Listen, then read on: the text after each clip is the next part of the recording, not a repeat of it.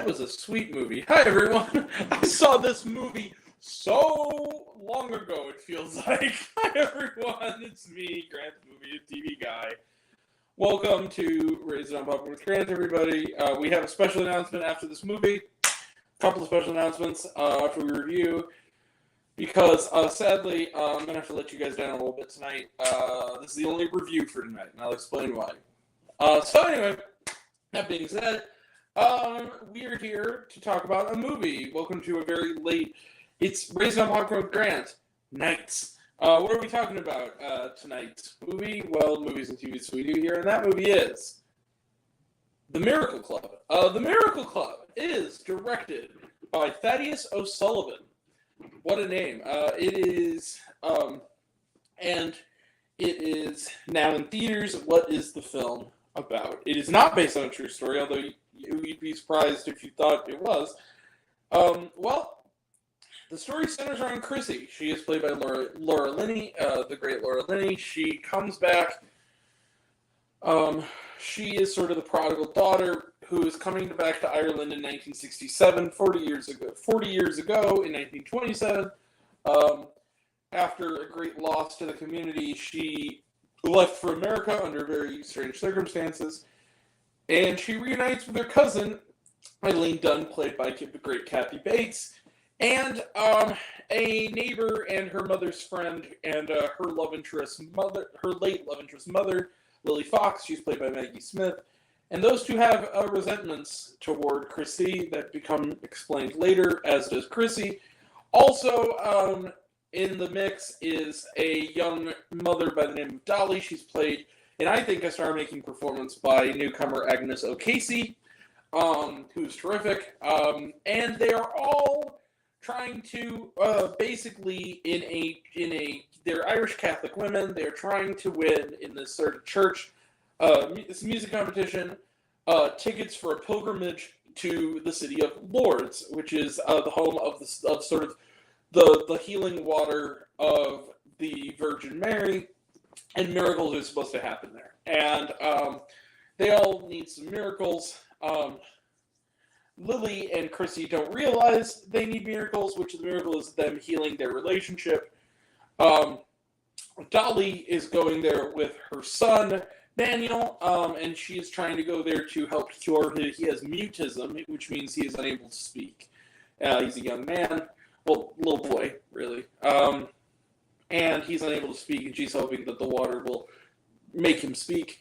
And then, lastly, Eileen is going there because she noticed a lump on her breast, and is hoping that maybe it can cure her of whatever potential cancer she might have.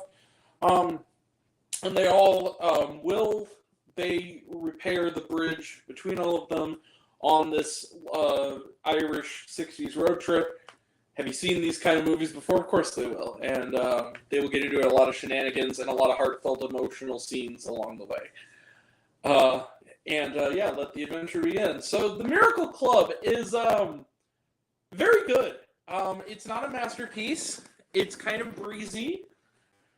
It's breezy sometimes to a fault, and kind of light as air, and fluffy to a fault almost, with some darker undercurrents. Once you realize sort of certain reasons people have for going there and for the bridges between them, it does try to some darker territory, but it's mostly kept on the light and airy side. Here's the thing. It's short. It's about 90 minutes. It's almost weirdly hard to review this movie.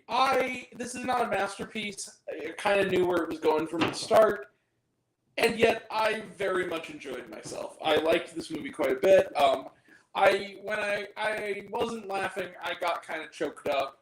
When I wasn't laughing or getting choked up, I was smiling pretty much the rest of the time. It's a pleasant movie. It's about 90 minutes, including credits. You're in, you're out. It doesn't overstay its welcome. The cast is amazing. Like I said, you got Laura Linney, Kathy Bates, Maggie Smith, all powerhouse amazing actors. I want to bring up, though, Agnes O'Casey. She sort of made this movie for me. She was so terrific, this young actress. I hope to see her have a long career. She's very, very good, and I really loved her character. She was sort of the heart of the movie. Now, that being said, like I said, it's breezy, it's light. it's not a best of the year contender. It's not one of those movies that I'm going to hold to my heart, but it's one of those movies where I feel like I did get kind of choked up. I feel like I've shared this before, but if I haven't, I recently lost my grandmother. She was 101 years old. She would have loved this movie. So I felt like she was with me in spirit this afternoon watching this movie. And that kind of affected me in a way that I was surprised by. It kind of reminds me of when there was a review of Mark Kermode did of Mamma Mia, which also has emotional significance for me and my Nana. It was the first movie we saw in theater together, where he was with his wife and he turned to his wife like an hour in and said, "This is rubbish, isn't it?" And she goes, "Well, then why are you crying?"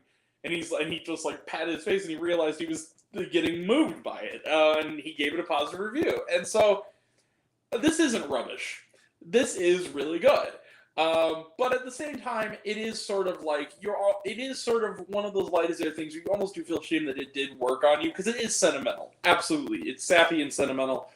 But I have a heart, believe it or not, or I have, or at least something to put, pump the black oil through my veins. Like, I can get on board with a sentimental movie if I feel like it earns it, and I feel like this movie earned it. I really liked The Miracle Club. I feel like that's all that needs to be said about it. There's not really much more to say. I'm going to give The Miracle Club 4 out of 5 stars. I would walk 2 blocks for it. Just barely. I mean, it's almost more of a matinee, but for Agnes O'Casey, 4 stars. This is a very solid movie. Ask me tomorrow, it might even be 4.5. To be perfectly honest with you, because I did really enjoy it. I really, really did. All right. That being said, 4 out of 5 stars. Let's close the book on it. Trailer trash. Let's talk some trailer trash. Let's see. Sorry.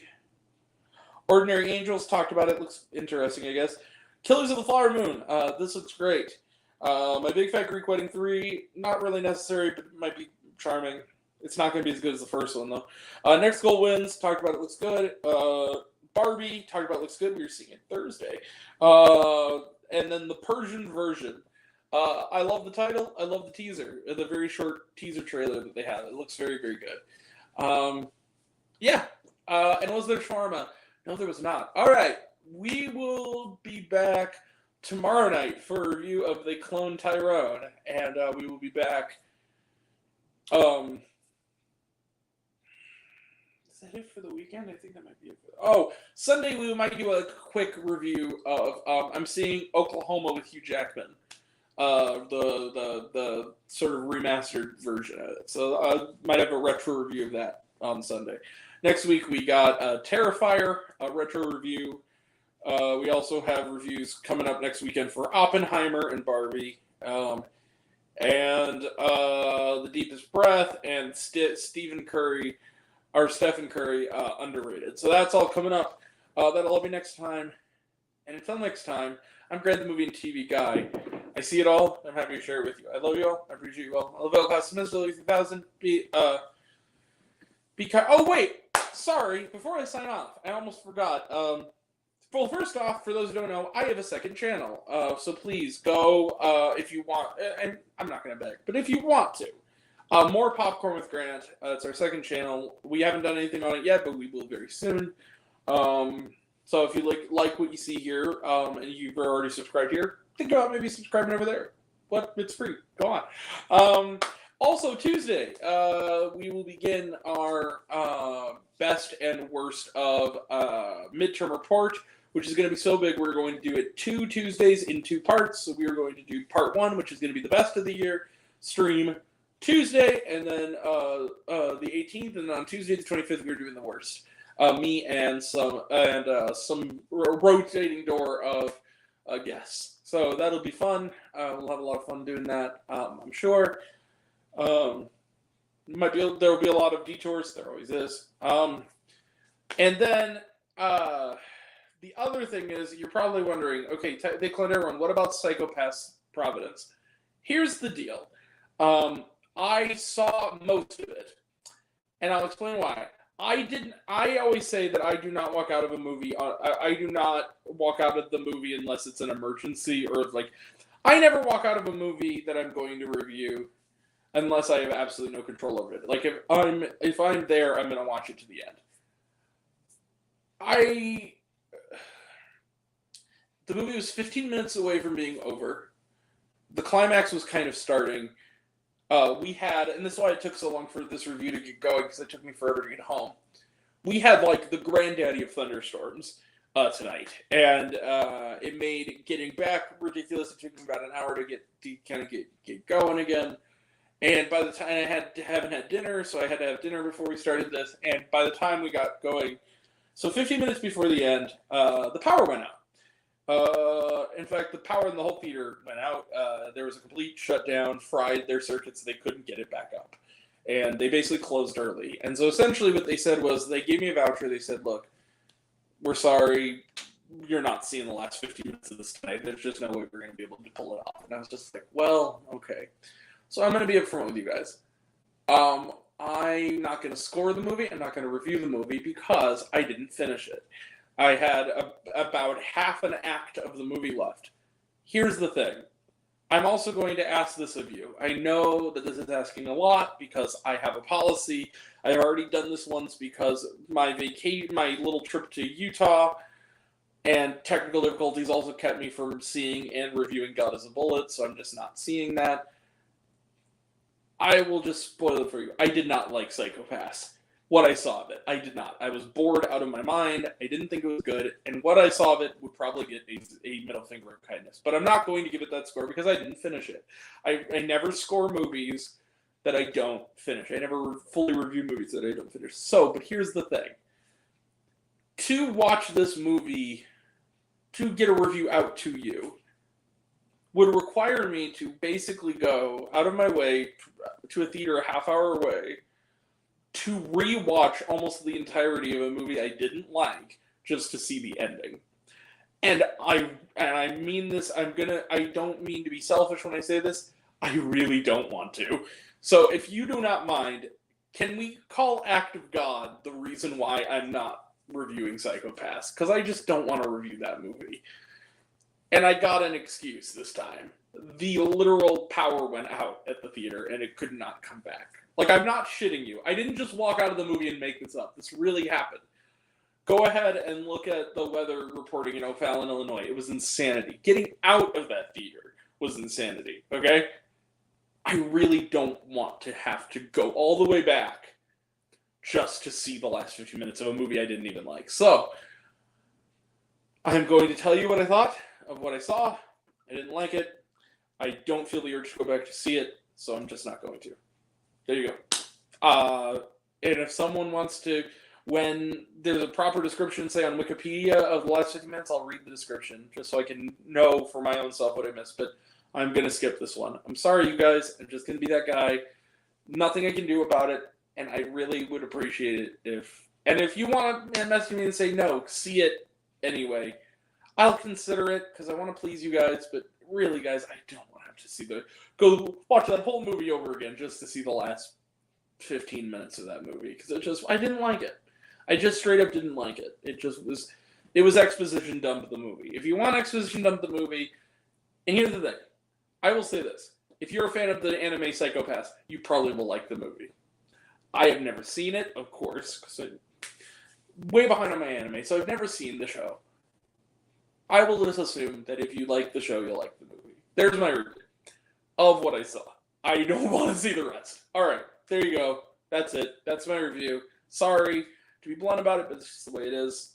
And that's it. So, yeah, like, subscribe, do all the things, and take care of yourself. Take care of your mental health. It's incredibly important. I love you all. And until we meet again, we were all raised on popcorn. Make mine with extra butter. Catch you guys next time. I'm really sorry I couldn't get the review out.